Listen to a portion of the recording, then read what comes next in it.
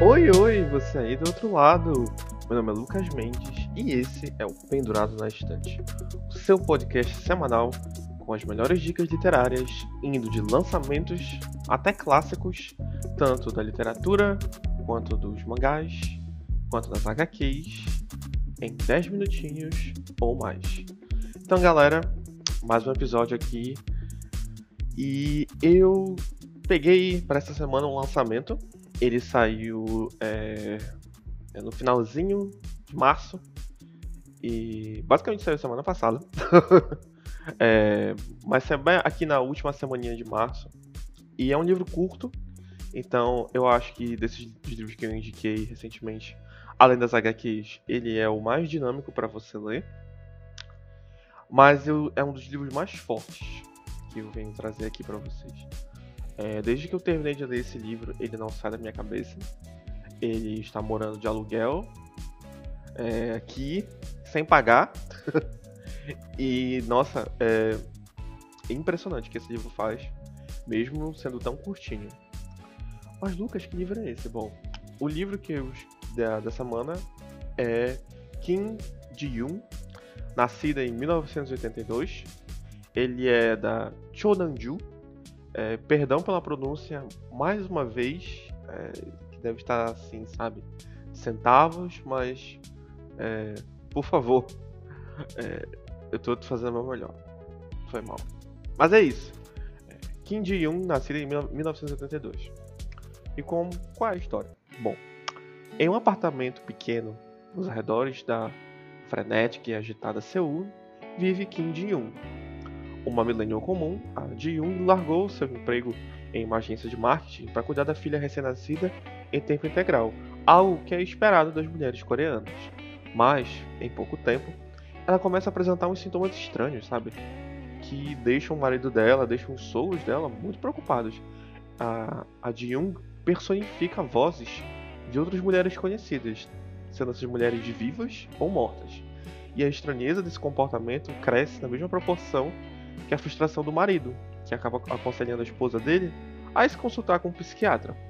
E então, toda a sua trajetória é contada ao médico. Nascida em 82 e com o nome mais comum entre as meninas coreanas, Kim Ji-yoon rapidamente se dá conta de como ela é desfavorecida frente ao irmão mimado. Seu comportamento sempre é vigiado e cobrado pelos homens ao seu redor, desde os professores de ensino fundamental, até os colegas de trabalho, até os olhos do pai, que vê a culpa dela quando ela sofre algum tipo de assédio, e até os olhos do marido, que acha que realmente é o dever dela abandonar a carreira para cuidar da casa e da filha.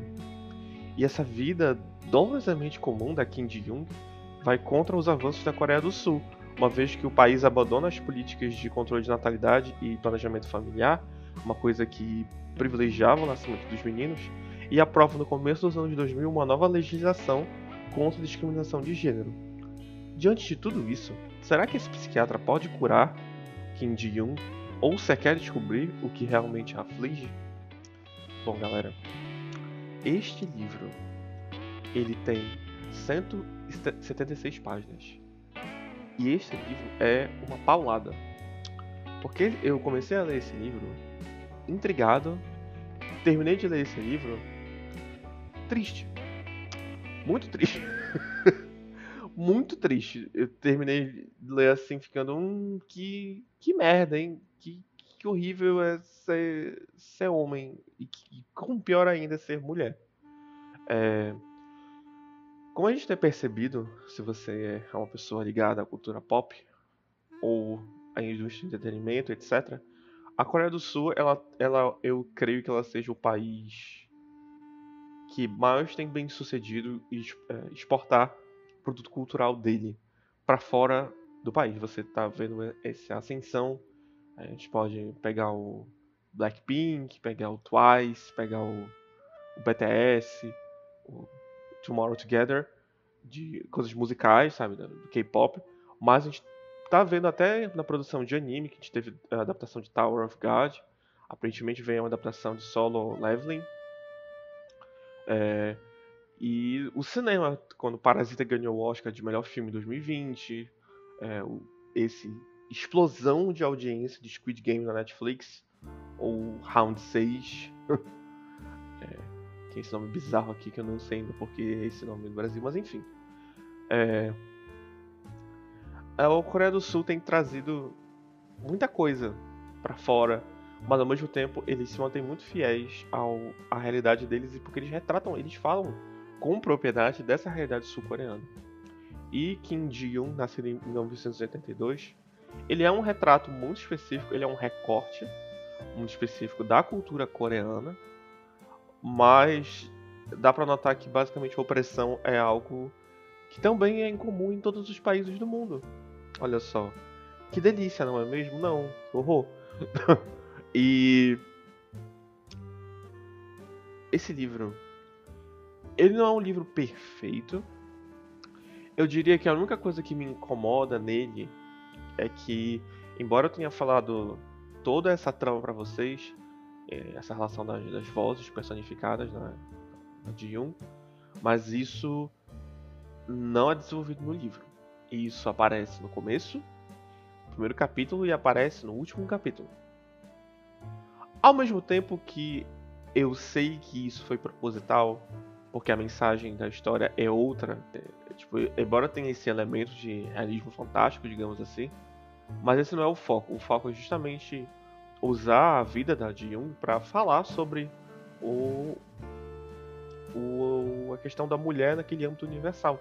É para falar sobre a misoginia do cotidiano, é para falar sobre como pequenos detalhes construídos pela sociedade, pelo meio que você está inserido ao redor, criam situações, criam percalços e criam opressão mesmo. Tipo, eu como homem, eu nunca vou saber o que uma mulher passa, sabe? Tipo, mesmo sendo gay, eu ainda vou continuar sendo um homem, sabe? Eu vou continuar tendo esse nível de privilégio. E, tipo, ler esse livro tem umas sequências que, como se fosse um filme de terror. E eu fiquei pensando em várias mulheres que eu conheço. Eu pensei na minha mãe, eu pensei nas minhas tias, eu pensei nas minhas avós, que eu nunca conheci.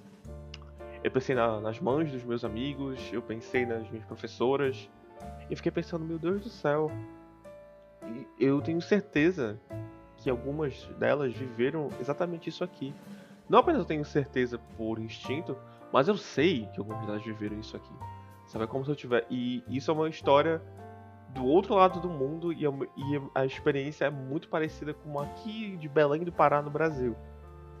Então foi um choque muito grande pra mim ler isso.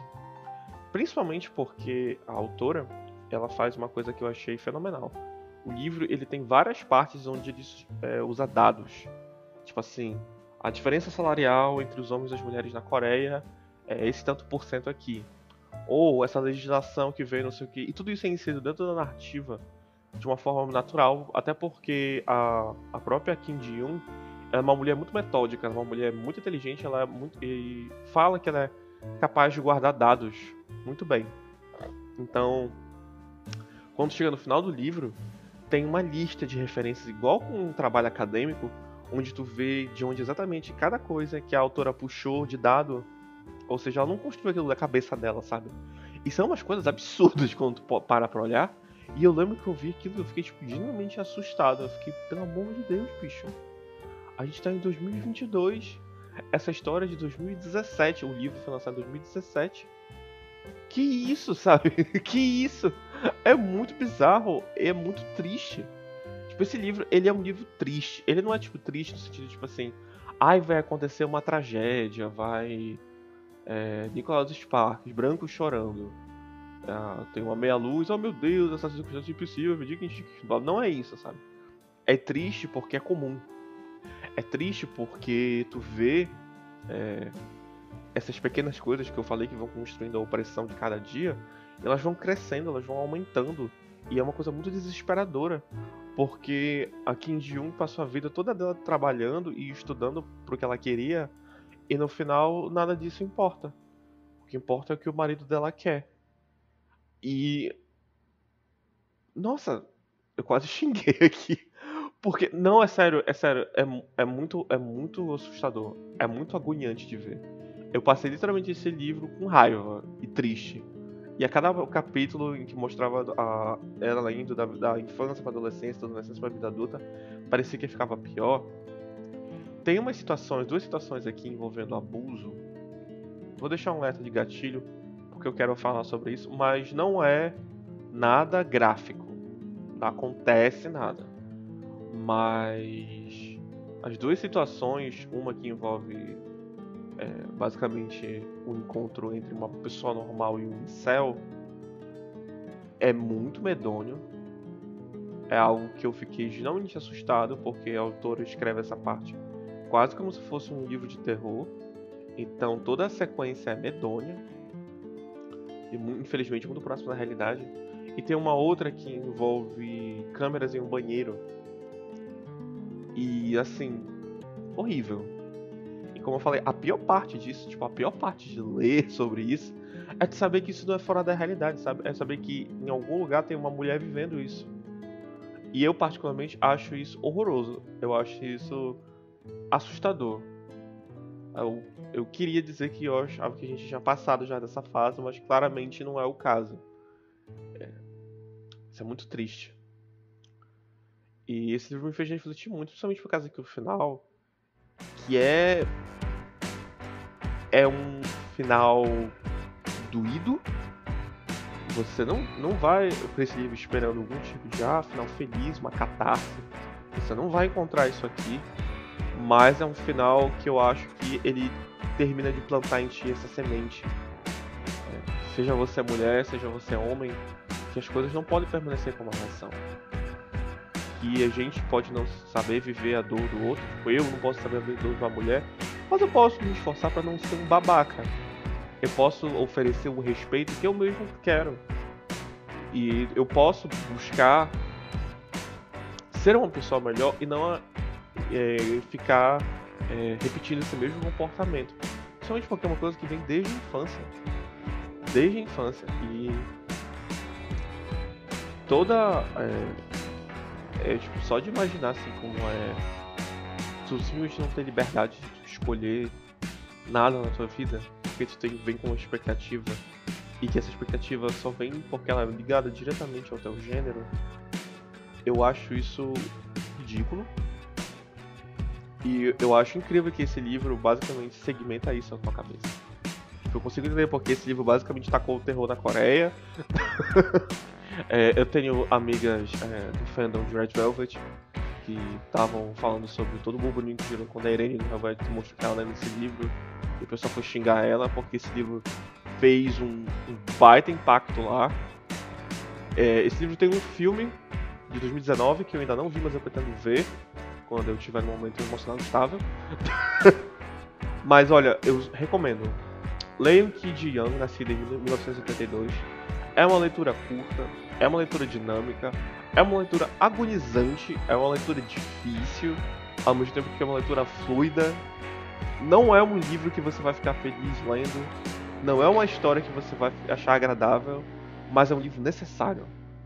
É um livro que ele abre a tua perspectiva sobre algumas coisas, é um livro que ele é bem escrito, ele é bem fundamentado. Ele não é perfeito pra mim porque eu queria mesmo que ela desenvolvesse essa questão.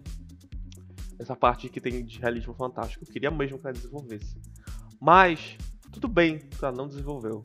Porque esse livro continua bom. Muito, muito, muito bom. Vale a pena. É lançamento. Corra atrás. Vocês acham ele por um precinho até ok na Amazon. Ou se você tiver o Kindle, tá um preço também ok no Kindle. Vão atrás. Principalmente com um lançamento. Vale muito a pena. De verdade. Então, galera, esse foi o episódio dessa semana do Pendurado na Estante. Espero que vocês tenham gostado da dica. Se você leu Kim Ji-young, nascido em 1982, gente, fica dizendo esse título. Se você leu, comenta aqui, manda mensagem no Instagram, @Pendurado na Estante, ou no Twitter. Eu adoro saber quando as pessoas leem as coisas que eu falo aqui. Me deixa muito feliz. E é isso. Muito obrigado por ouvir. Esse foi o Pendurado na Estante. E a gente se vê semana que vem.